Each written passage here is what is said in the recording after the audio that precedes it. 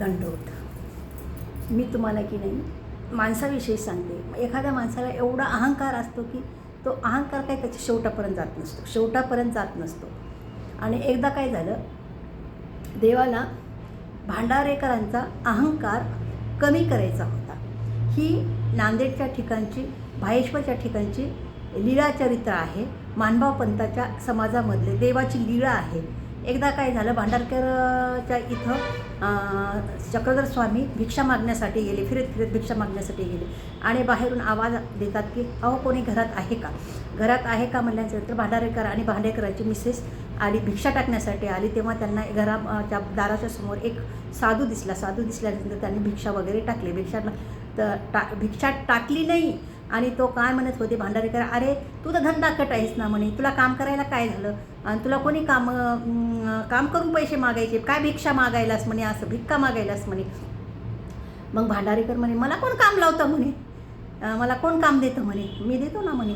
मग भांडारेकरांनी चक्रधर स्वामीला गुरं बोलण्याचं काम दिलं आणि चक्रधर स्वामी गोरक्षणच्या ठिकाणी गुरं वगैरे चारायचे आणि बासरी वाजवायचे, हे करायचे.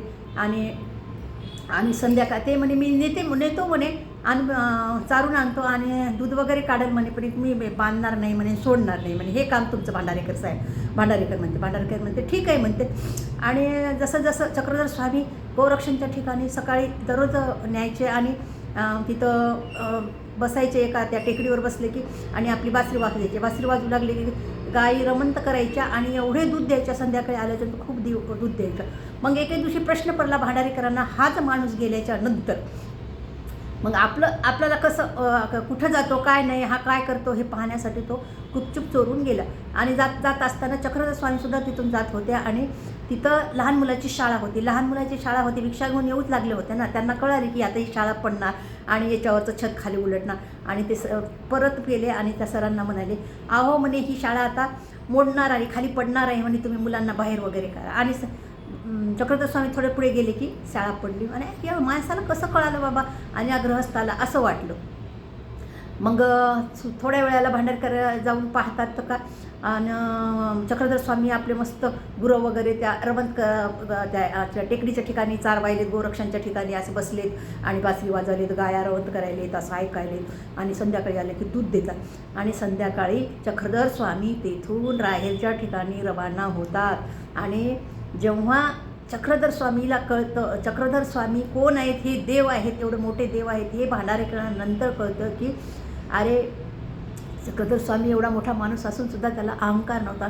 आपल्याला किती घमिंडी होती, आपल्याला किती याची हे होतं पैशाचं याचं, आपण किती मोठ्या माणसाला किती खालच्या याच्यातून बोललो, हे पण त्याला पश्चाताप झाला. नंतर पश्चाताप होऊन काही नसतं, आधी माणसानं विचार करायचा नंतर बोलायचं असतं.